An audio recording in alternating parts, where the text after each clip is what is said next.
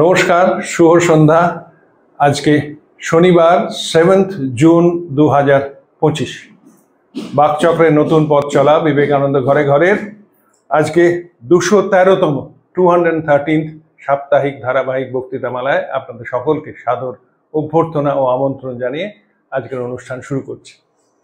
আগেও বলেছি যে আমরা আমাদের বা তরুণ গোস্বামীর স্বাস্থ্য নিয়ে বা বর্তমানে একটা ছোট্ট ডেভেলপমেন্ট হয়েছে, ইভেন পবিত্র সুরও একটা ছোটোখাটো কি বলবো, ওটা অ্যাক্সিডেন্ট বলবো না, একটা ছোটোখাটো শরীর খারাপে আক্রান্ত হয়েছিল, কিন্তু সেগুলো আমরা গুরুত্ব দিচ্ছি না। আমাদের কাছে মেন গুরুত্ব হচ্ছে এই বিবেকানন্দ ঘরে ঘরে ধারাবাহিকতা যাতে অক্ষুণ্ণ থাকে, সেই জন্য আমাদের সেই প্রচেষ্টা আপনাদের আশীর্বাদে বা আপনাদের শুভেচ্ছায় যেন সফল হয় এই প্রার্থনা করি।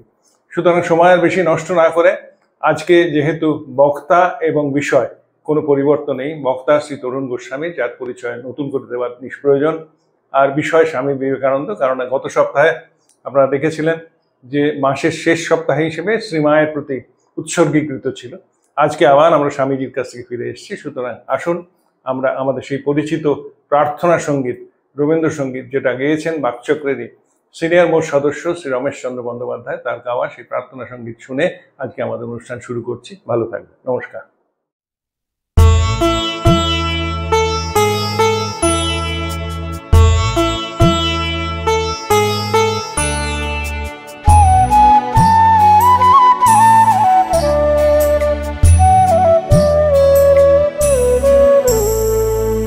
তোমারে করিয়াছি জীবনের ধ্রুবতারা, এ সমুদ্রে আরো কবু হব না গো পথহারা।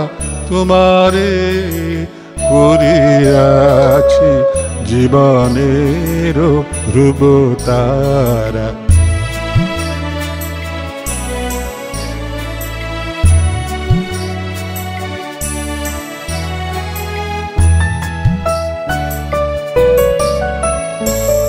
যেথায় আমি যাই না গো তুমি প্রকাশিত থাকো, যেথায় আমি যাই না গো তুমি প্রকাশিত থাকো। অকুল নয়ন জলে ঢালো গো কিরণ ধারা। তোমারে করিয়াছি জীবনের ধ্রুবতারা।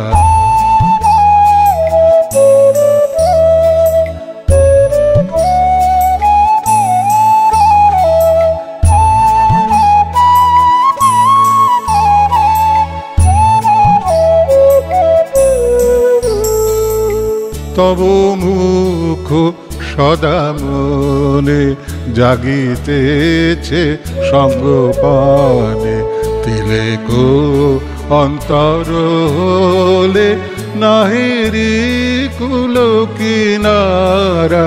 তব মুখ সদা মনে জাগিতেছে সঙ্গপানে, তিলেকো অন্তর হলে নাহেরি কুল কিনারা।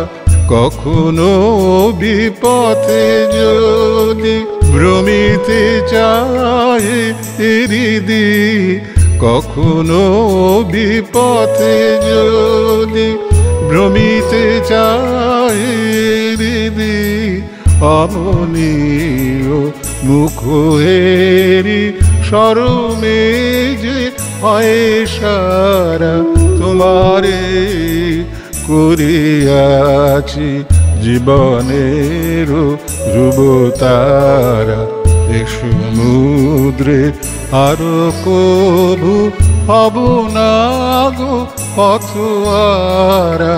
তোমারে করিয়াছি জীবনের ধ্রুবতারা।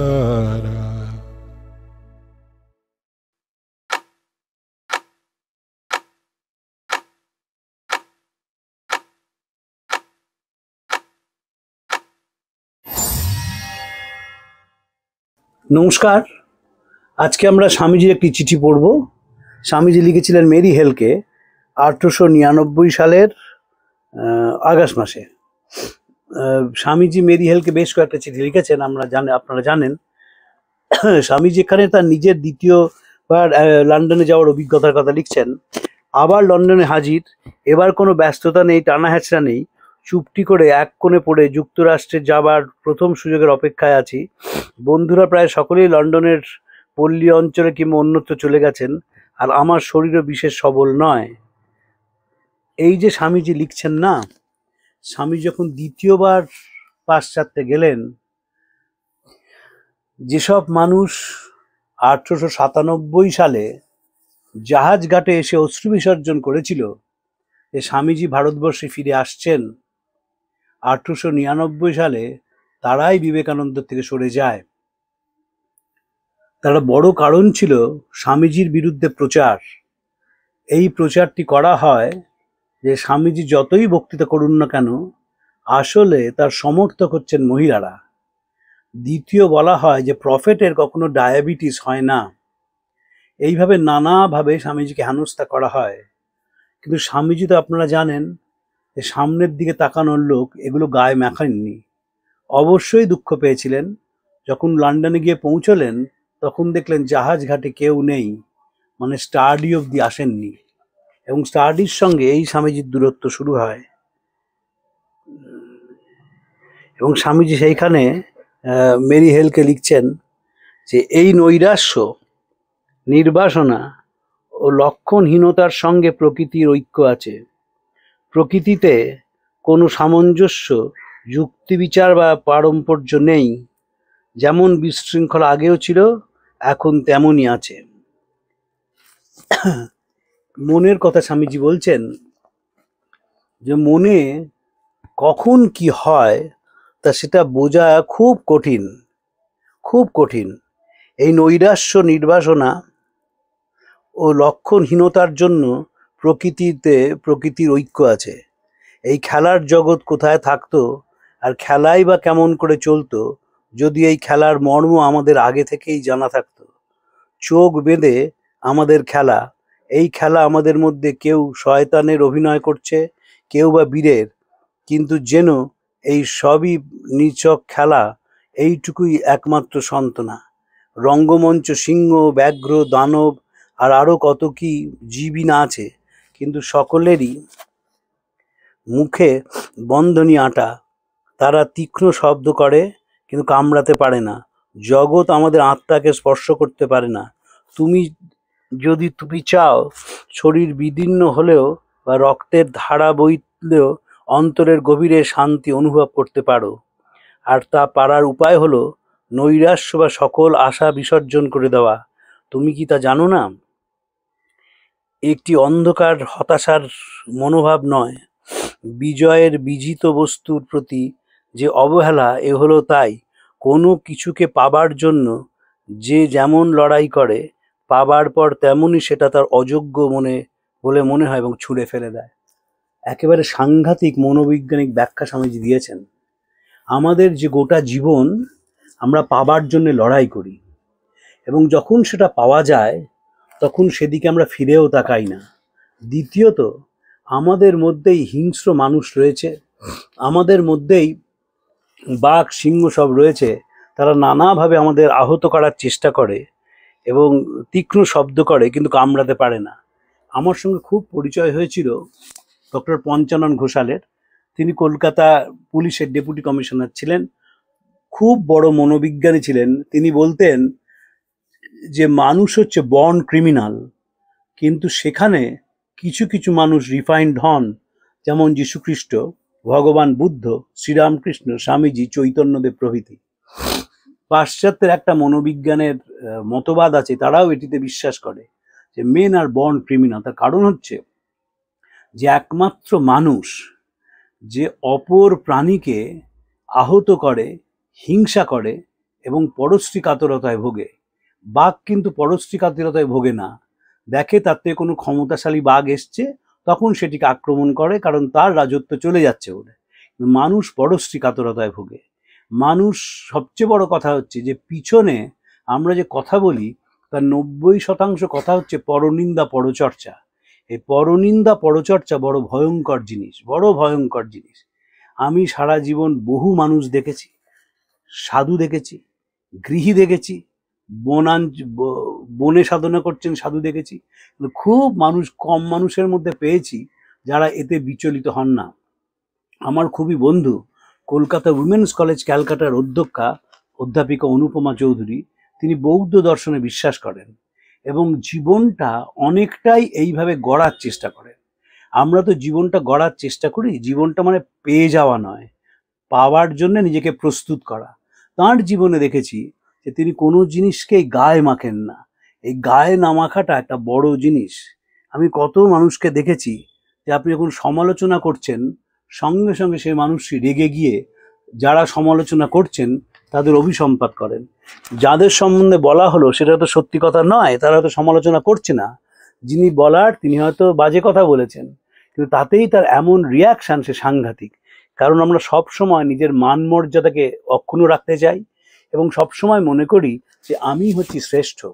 জীবনটা একটা অদ্ভুত খেলা, কেউ শ্রেষ্ঠ কেউ কনিষ্ঠ নয়। আমার মনে আছে স্বামী শিবময়ানন্দজি, তিনি অন্যতম সহ অধ্যক্ষ ছিলেন। তো একদিন তিনি আর আমি বেলুড় মঠে যাচ্ছি, তো একজন প্রণাম করেছেন, তিনি বাইরের কোনো প্রতিষ্ঠানের সন্ন্যাসী। তখন মহারাজ বললেন, আপনি প্রণাম করলেন কেন? তিনি বললেন, আপনি সিনিয়র লোক। তখন মহারাজ হেসে বললেন, মনের জগতে কে সিনিয়র কে জুনিয়র তার হিসেব কে রাখবে? মনটাই হচ্ছে আসল। ভারতবর্ষ এই মন নিয়েই কারবার করেছে। এই মন অসুস্থ মন নয়, এই মন ইতিবাচক মন, যে মন সব কিছুকে বিশ্লেষণ করে এবং দুধ আর জল পড়ে থাকলে দুধটি খেয়ে নেয়, জলটা পড়ে থাকে, তাদেরই পরমহংস বলা হয়। এবং স্বামীজি এটিকে চমৎকারভাবে ব্যাখ্যা করেছেন যে আমরা আহত হই বারবার, কিন্তু আমাদের খেলা চলতেই থাকে। এই খেলা যদি আমরা জানতাম কি হবে তাহলে খেলতাম না। জীবনের যে আনসার্টেনটি, সেটি আমাদের জীবনের সবচেয়ে সৌন্দর্য। আমরা যদি জানতাম যে আমি অমুক দিন মারা যাব, আমার অমুক দিন অসুখ হবে, আমার অমুক দিন আত্মীয় বিয়োগ হবে, তাহলে আমরা জীবনে এগোতে পারতাম না। এই যে অনিশ্চয়তা জীবনের সবচেয়ে সৌন্দর্য।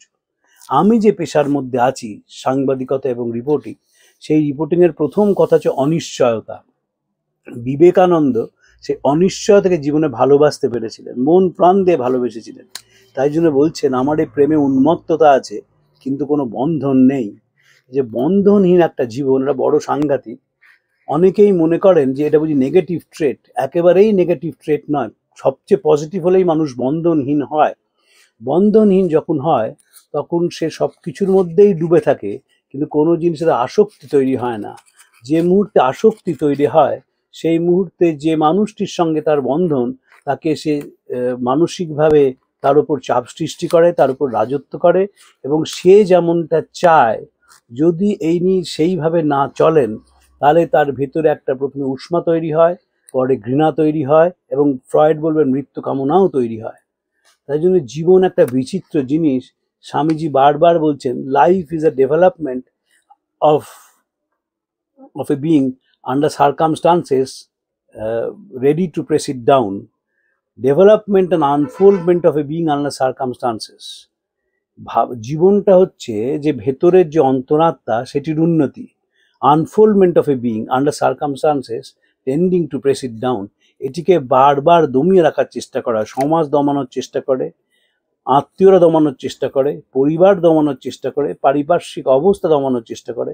এই সত্ত্বেও যিনি লড়াই করে যান, সেই মানুষটি শেষ অবধি মনটাকে এমন জায়গায় নিয়ে চলে যেতে পারেন যেখানে দুঃখ বা আনন্দ, কষ্ট বা হতাশা স্পর্শ করতে পারে না। স্বামীজি সেরকম একটি মন তৈরি করতে পেরেছিলেন। নিকৃষ্ট মানুষের সঙ্গে প্রকৃতির এই মিল যে তার চিন্তা পার্থিব, শ্রেষ্ঠ মানুষের সঙ্গে মিল জ্ঞানের পরিপূর্ণতায়। এরা তিনজনেই লক্ষ্যশূন্য, প্রবাহ তাড়িত, আশাহীন, তিনজনেই সুখী। দেখবেন যারা নিকৃষ্ট মানুষ হয় তারা ইমিডিয়েট প্রেজেন্ট নিয়ে কথা বলে, কি ঘটছে। সক্রেটিস বড় সুন্দর কথা বলেছিলেন, the intelligent speak about ideas, ordinary people talk about events, and inferior people talk about people. আমাদের কথা কিন্তু পিপল নিয়ে। যেখানেই যাবেন, যে কোনো রেস্টুরেন্টে যাবেন, যে কোনো খাবার জায়গায় যাবেন, যে কোনো বিয়ে বাড়িতে যাবেন, যেখানে একাধিক মানুষ রয়েছেন, সেখানে দেখবেন প্রথম আলোচনা হয় ব্যক্তি নিয়ে। সেই ব্যক্তিটি কেমন, সেই ব্যক্তি হয় আপনি পছন্দ করেন, নয় আপনি করেন না, তাকে নিয়ে। কারণ উচ্চ চিন্তা আমাদের মধ্যে আসে না, উচ্চ চিন্তা নিয়ে আলোচনা করার জায়গা নেই। আপনারা বিয়ে বাড়ি থেকে রবীন্দ্রনাথ বিয়ে বাড়ি নিয়ে কি ভেবেছিলেন সেটা বলতে পারবেন না, কারণ আপনি রবীন্দ্রনাথ পড়েননি। কিন্তু দুটো রাজনৈতিক নেতা তারা কি বলেছেন সেটা বলা সম্ভব, কারণ তার অনেক তথ্য পাওয়া যায়, যদিও অনেক ক্ষেত্রে বিকৃত তথ্য। তাই জন্যে এবং আইডিয়াস নিয়ে কথা বলার লোক খুব কম। যে কোনো জিনিসের পেছনে একটা আইডিয়া থাকে, যে কোনো জিনিসের পেছনে একটা থিওরি থাকে, একটা স্ট্রাকচার থাকে, এই নিয়ে আলোচনা করা মানুষের সংখ্যা খুবই কম। কোনো খবরই তোমাকে দেবার নেই, কারণ আমি নিজেই লন্ডনের খবর এখন কিছু জানি না। এই যে স্বামীজি লন্ডনের সম্বন্ধে এতটা তার অনীহা তৈরি হয়েছিল, তার কারণ তিনি অবাক হয়ে গিয়েছিলেন এবং বুঝেছিলেন যে তাঁর খেলাটা জীবনে শেষ হয়ে আসছে, তাঁর খেলাটা আস্তে আস্তে শেষ হয়ে আসছে। তাই জন্যে তিনি আর কিছু ধরে রাখতে চাইছেন না। এরপরে যে চিঠিগুলো পড়বো দেখবেন সেখানে স্বামীজি সব কিছু গুটিয়ে নিয়েছেন। স্বামীজির বিখ্যাত চিঠি জোসেফিন ম্যাকলাউডকে লেখা, সেখানে বলছেন যে সি পার কারো মেরা নাইয়া, আমি সব পোটলা পুটলি নিয়ে বসে আছি, তিনি আমায় বলছেন মৃতের সৎকার মৃতেরা করুক গে, সংসারের ভালো মন্দ সংসারেরা বুঝুক গে, তুই এসব ফেলে দিয়ে আমার পিছু পিছু চলে আয়। স্বামীজি প্রায় একটা কথা বলতেন, মাই প্লে ইজ ডান। বুঝতে পেরে গিয়েছিলেন জগতের ক্ষেত্রে এইটুকুনি তার দেওয়ার আছে, এর বেশি কিছু নেই। এবং শরীরটাও স্বামীজি স্টেডিলি খারাপ হয়ে যাচ্ছিল। এই স্টেডিলি শরীর খারাপ হয়ে যাওয়ার জন্যে তিনি আস্তে আস্তে সেই চূড়ান্ত দিনের জন্য অপেক্ষা করছিলেন। এবং সেই চিঠির মধ্যে সেটি যদি আপনি মন দিয়ে আমরা পড়ি, তাহলে দেখব যে বারবার চিঠির মধ্যে সেই স্বামীজির মনটাকে যে তুলে নিচ্ছেন সেইটা উঠে আসছে।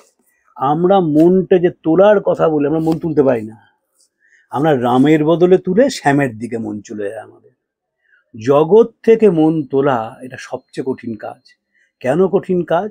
কারণ জগৎ থেকে মন তোলা একটা পজিটিভ থটস এবং নেগেটিভ থটসের মধ্যে হেয়ার লাইন ডিফারেন্স আছে। আপনি জগৎ থেকে মুখ ফিরিয়ে নিলেন, কেন ফিরিয়ে নিলেন? জগৎকে আপনি অবজ্ঞা করতে লাগলেন, অশ্রদ্ধা করতে লাগলেন, জগতের দুঃখে জর্জরিত এবং বললেন আমি জগৎকে মানি না। এটা একটা সাংঘাতিক অসুখ। আরেকটা হচ্ছে আমি মুখটা ফিরিয়ে নিলাম কেন? কারণ জগতের অনিত্যটা আমার মাথায় ঢুকে গেছে, কোনো কিছুই পার্মানেন্ট নয়। তাই জন্য যতক্ষণ থাকবো সেইটা নিয়ে থাকবো, আর যখন থাকবো না তখন থাকবো না। স্বামীজির এইটা মাথায় ঢুকে গিয়েছিল। জীবনের শেষ কয়েক বছর নন পারমানেন্স অফ দ্য ওয়ার্ল্ড, জগৎ পার্মানেন্ট নয়, এবং পার্মানেন্ট নয় বলেই জগতের থেকে পাবার কিছু নেই। শ্রী ভগবান অর্জুনকে বলছেন গীতায়, আশাহি পরমং দুঃখং নৈরাশ্যনি পরমং সুখং। যখনই আমরা আশা করি সঙ্গে সঙ্গে আমাদের দুঃখ চলে আসে। কেন আশা করি? কারণ যার কাছ থেকে আশা করছি তাকে আমি আমার মনের মতো করে বানাই, এবং যখন আমার মনের মতো করে বানানোটা ঠিক হয় না তখন আমি দুঃখ পাই।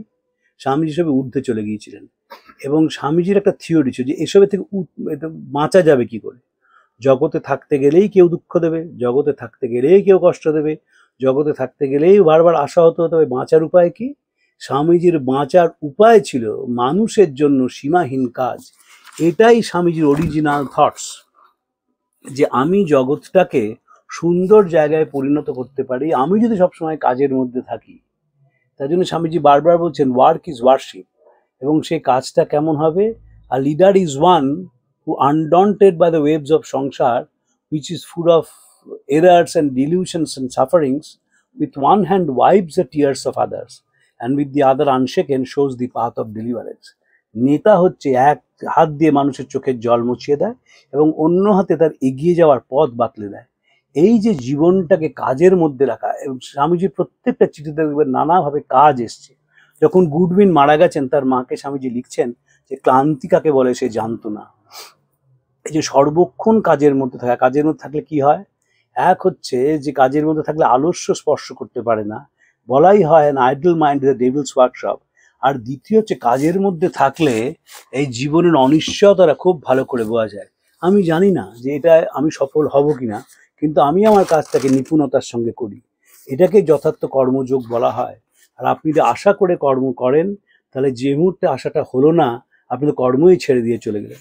আমার বহুদিনের রামকৃষ্ণ মিশনের সঙ্গে যোগাযোগ, আমি বহু ছেলেকে দেখেছিলাম, বহু মেয়েকে দেখেছিলাম যারা ছাত্র জীবনে মিশনে এসেছিল, তারপর কোনো এক কারণে কোনো এক পার্টিকুলার মহারাজের সঙ্গে তাদের ডিফারেন্সেস হয় এবং তার মিশনের ছায়াটা অবধি মারালো না। তার মানে বিবেকানন্দের প্রতি তাদের ভালোবাসা ছিল না। ভালোবাসা ছিল না মানুষের প্রতি, ভালোবাসা ছিল না যে মানুষকে ভালোবেসে আমাকে সূক্ষ্ম থেকে সূক্ষ্মতর হতে হবে। আমার এই দীর্ঘ জীবনে কত মহারাজ বকুনি দিয়েছেন, গায়ে মাখিনি, শিখে নিয়েছি যা তারা বলছেন। কিন্তু বহু ছেলেকে দেখেছিলাম, তারা এসছেন, তারা খুব মিশন করতেন, সন্ধেবেলায় গোলপাট কাটাতেন, তারপর তারা হারিয়ে গেলেন। তার কারণ হচ্ছে হয়তো সেই মহারাজের সঙ্গে তাদের মতে মিলল না, অথবা তাদের সংসারের কাজ তাদের প্রিভেন্ট করলো গোলপার্কে আসার জন্য। দুটোই অত্যন্ত খারাপ জিনিস। ফলে রামকৃষ্ণ ভাব আন্দোলনের সঙ্গে তারা যুক্ত হতে পারলেন না, এবং যখনই তারা রামকৃষ্ণ ভাব আন্দোলনের সঙ্গে যুক্ত হতে পারলেন না, তখন তাদের জীবনের যন্ত্রণার কোনো শেষ নেই। কিন্তু আমাদের যেটা কাজ সেটা হচ্ছে বাস্তবিক স্বামীজির এই কথাটিকে অনুসরণ করা, যে জগৎটাই হচ্ছে একটা খেলার জায়গা এবং সেখানে খেলে যেতে হবে। কেউ আগে কেউ পরে পৃথিবী ছেড়ে চলে যাবে, কাজ যেন কখনো না বন্ধ হয়। একটি অপূর্ব কথা আছে যে পিটার যীশুখ্রিস্টের ক্রুশটা বয়ে নিয়ে যাচ্ছিলেন। একসময় যীশু আর বইতে পারছিলেন না, তখন কোনো একটি শিষ্যের দিকে তিনি তাকালেন। পিটার এগিয়ে এসে সে ক্রুশটি বহন করে নিয়ে যান এবং রক্তাক্ত হন নিজে। বিবেকানন্দ তার মানবতার ক্রুশটা তার অনুরাগীদের মধ্যে, তার শিষ্যদের মধ্যে, তার গুরু ভাইদের মধ্যে দিয়ে গেছেন। আমরা যদি স্বামীজিকে ভালোবাসি, আমাদের বারবার জীবনে ক্রুশবিদ্ধ এবং রক্তাক্ত হতে হবে। আমার নিজের জীবনেই কতবার ঘটেছে। আমার মনে আছে, আমার তখন খুব কম বয়স, 20 বছর বয়স, বক্তৃতা করতে গেছি। তো আমার বক্তৃতারা কোনো স্বামীজির ভালো লাগেনি এবং তারা ওপেনলি আমায় ক্রিটিসাইজ করছেন, এমন করে করছেন যেন আমি সাথে শুনতে পাই। আমি ভেঙে পড়তে পারতাম, আমি না যেতে পারতাম, আমি বক্তৃতা করা ছেড়ে দিতে পারতাম, আমি স্বামীজি চর্চা বন্ধ করে দিতে পারতাম, কিন্তু আমি করিনি। তারাই কয়েক বছর পরে এত স্নেহ তাদের কাছে পেয়েছি, সে বলবার নয়। কিন্তু সেই মুহূর্তে তাদের মনে হয়েছিল আমি ঠিক বলছি না, আমার বাচনভঙ্গি হয়তো ঠিক নেই, আমি যে কথাগুলো যেভাবে বলছি সেগুলো হয়তো যুব সমাজের মধ্যে কোনো ইম্প্যাক্ট ফেলবে না, তাই তারা সমালোচনা করেছিলেন। আমি সমালোচনা থেকে সব সময় শিখেছি। আমাকে স্বামী লোকেশ সাহাজি বলতেন, যত বলবে তার 3 গুণ শুনবে। তো আমার কাজ ছিল গোলপার্কে গিয়ে যত বড় বড় মানুষরা আছেন তারা যা বলছেন, বক্তৃতা কী করে করছেন, সেটা মন দিয়ে শোনা এবং শুনে আস্তে আস্তে নিজের একটা ঘরানা তৈরি করা। ফর্চুনেটলি স্বামীজির আশীর্বাদ আমি সেটা করতে পেরেছি। আমি যেভাবে কথা বলি সেভাবে আর কেউ বিবেকানন্দ চর্চা করেন না। তার কারণ আমি প্রতিক্ষণ বিবেকানন্দের মধ্যে থাকি, তার চিন্তাতেই ডুবে থাকি, তার ভাবেই ডুবে থাকি এবং মনে করি যে স্বামীজি হচ্ছেন আমাদের একমাত্র সলিউশন। যে কোনো সাইকোলজিক্যাল প্রবলেম, নেগেটিভ আর পজিটিভ, সেটি বিবেকানন্দের মধ্যে দিয়েই আসে। আমরা যদি সেটাকে অনুসরণ করতে পারি, আমরা অবশ্যই একটা জীবনের নতুন দিক পেয়ে যাব। তাই জন্য স্বামীজির এই কথাটা খুব ইম্পর্ট্যান্ট। আমি আজকে যেটা পড়লাম, তুমি তো জানো এটি অক্ষমের হতাশার মনোভাব নয়, বিজয়ীর বিজিত বস্তুর প্রতি যে অবহেলা, এ হলো তাই। কোনো কিছুকে পাবার জন্য সে যেমন লড়াই করে, পাবার পর তেমনি সেটা তার অযোগ্য মনে করে ছুঁড়ে ফেলে দেয়। এটা কিন্তু সত্যি হয় আমাদের জীবনে। আপনি কোনো একটা জিনিসের জন্য লড়াই করছেন, আপনাকে প্রমোশন পেতে হবে, বিপুল তৈলমর্দন করেছেন যাতে প্রমোশনটা হয়। যেদিন প্রমোশনের চিঠি এলো, দেখবেন আপনার খুব একটা আনন্দ হবে না। তার কারণ আপনি মনে মনে চিঠিটা অনেক আগেই পৌঁছে গেছেন। আমাদের মন বড় সাংঘাতিক জিনিস, খুব সাংঘাতিক জিনিস। মনেই আমরা ছবিটা এঁকে ফেলি এবং মনের সঙ্গে যখন পৃথিবীর ছবিটা মিলে যায়, তখন আমাদের ভেতরে একটা ক্ষণিকের অনাবিল আনন্দ হয় এবং আমরা বারবার সেটা দেখেছি। মন কিন্তু আগেই বলে ফেলেছে যে তোমার চিঠি আসবে। তাই যেদিন চিঠিটা এলো, সেদিনের পরের দিন থেকে দেখবেন আপনি নর্মালি রইলেন, আপনার কোনো পরিবর্তন হলো না। স্বামীজি এসবের থেকে আমাদের সতর্ক করেছেন এবং সতর্ক করে বারবার বলছেন যেন জীবনটাকে আমরা অন্যভাবে তৈরি করি, এমন একটি জীবন, সেই জীবনে মানুষের প্রতি যেন সীমাহীন দরদ থাকে। রাধাকৃষ্ণনের একটি অপূর্ব চিঠি আছে, সেখানে রাধাকৃষ্ণন বলছেন যে তুমি একটি মানুষকে খেতে না দিতে পারো, তুমি একটি মানুষকে ভালো শোবার বিছনা দিতে না পারো, তুমি একটি মানুষকে বইপত্র দিতে না পারো, কিন্তু তার মনটাকে তুমি বাঁধতে পারবে না। যে মন মানুষের ইতিবাচক দিককে দেখেছে, যে মন মানুষের সৌন্দর্যে আকৃষ্ট হয়েছে এবং যে মন মানুষকে সামনের দিকে এগিয়ে দেওয়ার চেষ্টা করেছে, তাকে আটকানো ওইভাবে যায় না। স্বামীজির একটি অপূর্ব কথা আছে, আপনারা জানেন। স্বামীজি তিনটি একেবারে সারমান দিয়েছেন। প্রথম হচ্ছে সাধুতার শক্তিতে বিশ্বাস করা, দ্বিতীয় হচ্ছে নিজেদের মধ্যে সন্নিধ্য ভাগের একান্ত অভাব, আর তৃতীয় হচ্ছে যারা ভালো হতে চাইছে তাদের সর্বতোভাবে সাহায্য করা। এই সাধুতার শক্তিতে বিশ্বাস, তার মানে সবাই সাধু হয়ে যাবে তা না। সাধুতার শক্তি মানে এথিক্স অ্যান্ড মরাল প্রিন্সিপালস। যদি জীবনে এথিক্স অ্যান্ড মরাল প্রিন্সিপালস থাকে তাহলে সেই মানুষ আনন্দে ডুবে থাকে। তাই সাধুতার শক্তিতে বিশ্বাস করতে হয়। দ্বিতীয় হচ্ছে নিজেদের মধ্যে সন্নিগ্ধ ভাবের একান্ত অভাব। আমরা সবসময় স্কেপটিক হয়ে যাই কোনো একটি কারণে। ধরুন আপনি আসছেন, আপনার বন্ধু আপনার সাথে আসছে, হঠাৎ কোনো স্বামীজি বন্ধুকে ডেকে একটা কথা বলছে, আপনার মনে চলতে থাকবে কি আমার বিরুদ্ধে সমালোচনা করছে, হঠাৎ আমাকে তো বললেন, একই স্বামীজি কি বললেন, নিশ্চয়ই তার মানে এর সঙ্গে বেশি সম্পর্ক আছে। এই করতে গিয়ে মনটা দুঃখে ভরে যায়। তাই বলছেন সন্নিগ্ধ ভাবের একান্ত অভাব, আর যে ভালো হতে চাইছে তাকে সর্বতোভাবে সাহায্য করা। এটি আমরা একেবারেই করি না। যে ভালো হতে চায় তাকে আমরা একেবারেই সাহায্য করি না, বরং তাকে আমরা নিচে নামিয়ে আনার চেষ্টা করি। স্বামীজি বলছেন যে সংসারের কথা বলতে গিয়ে বলছেন, the world is full of errors and delusions and suffering. A leader is one who, undaunted by the waves of samsar, which is full of errors and delusions and sufferings, with one hand helps the others and with the other shows the path of deliverance. এই যে জগৎটা যন্ত্রণায় ভরা, with one hand wipes the tears of others and with the other shows the path of deliverance. সে এক হাতে মানুষের চোখের জল মুছিয়ে দেয় এবং অন্য হাতে মানুষকে কি করে এগোতে পারবে সেই ব্যবস্থা করে। এইটি জীবনের খুব দরকার। স্বামীজি যখনই কর্মের কোনো কথা বলেছেন, মনে রাখবেন স্বামীজির কর্ম করলে কি হয়। স্বামীজির কর্ম করলে সেসব দিয়ে একটা আধ্যাত্মিক আনন্দ হয়।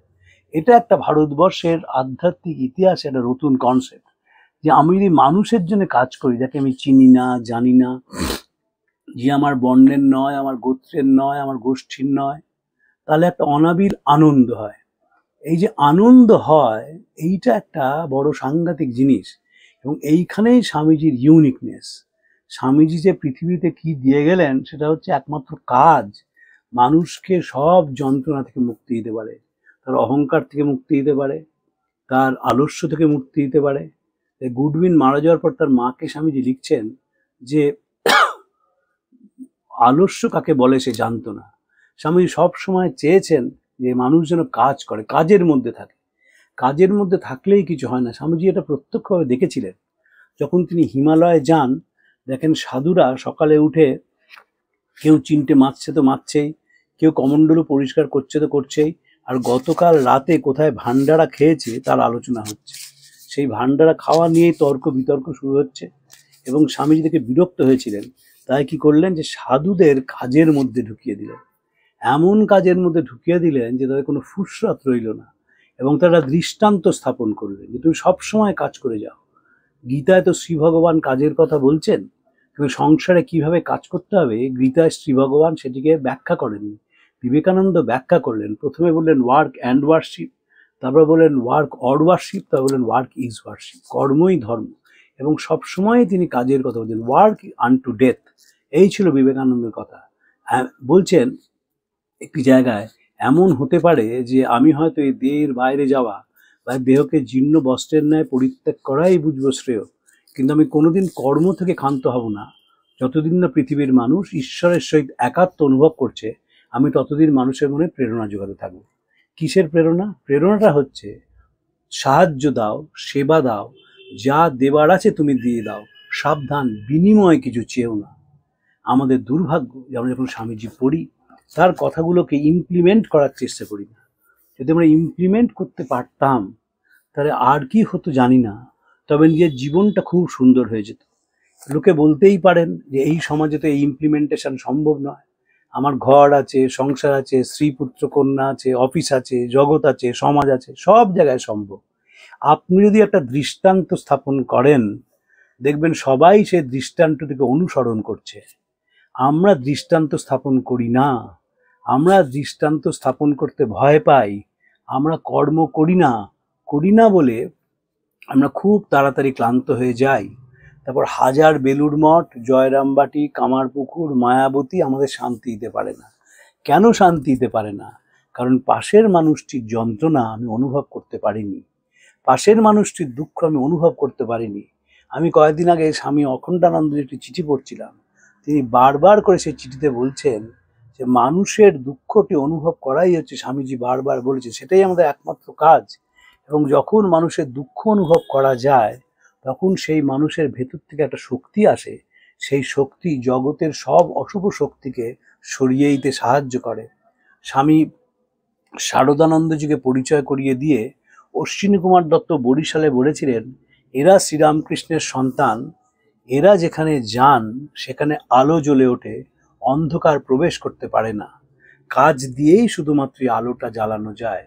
যদি আমরা রামকৃষ্ণ মিশনের দিকে তাকাই, দেখবেন যারা সামনের দিকে সন্ন্যাসী আছেন আমরা সবাইকে চিনি, কিন্তু এটি বড় সেন্টারের যারা ফুল চাষ করছে আমরা অনেকেই তাদের চিনি না। যারা ঠিক দুপুরবেলা অতিথিদের আপ্যায়ন করছে তাদের আমরা চিনি না। সরলা দেবী চৌধুরানী বলেছিলেন, এদের সংসারী তুল্য কাজের মধ্যে সংসারীর স্বার্থ পরবশতা নেই, শুধু কর্তব্যের তাগিদ রয়েছে। একেবারে ঘড়ি ধরে তারা কাজ করে যাচ্ছেন। ধরুন আপনি কোনো একটা সেন্টারে গেছেন কলকাতার বাইরে, পশ্চিমবঙ্গের বাইরে, যেখানে আপনাকে 6টায় ট্রেন ধরতে হবে। দেখবেন 5টায় বা 4:30 যখন উঠেছেন, কোনো না কোনো সন্ন্যাসী বা ব্রহ্মচারী, যেরকম হোক, বর্ষা হোক, শীত হোক, গ্রীষ্ম হোক, তিনি দাঁড়িয়ে আছেন। তার মধ্যে একটু টিফিন আপনার জন্য তৈরি করে দিয়েছেন যাতে আপনি কিছুটা খেয়ে ট্রেনে উঠতে পারেন, এবং আপনার ট্রেনে একটু প্যাকেট করে দিচ্ছেন যাতে ট্রেনে কিছু খেতে পারেন। এই যে মানুষের প্রতি দরদ, এটাই আধ্যাত্মিকতা, এটাই কর্ম। কর্ম মানে ঢাক পেটানো নয়। আমরা তখন কর্ম মানে ঢাক পেটাই। আমরা ব্লাড ডোনেশন ক্যাম্প করি, বিরাট ঢাক পিটিয়ে পাড়ায় ব্লাড ডোনেশন ক্যাম্প হচ্ছে, সকাল থেকে গান বাজনা।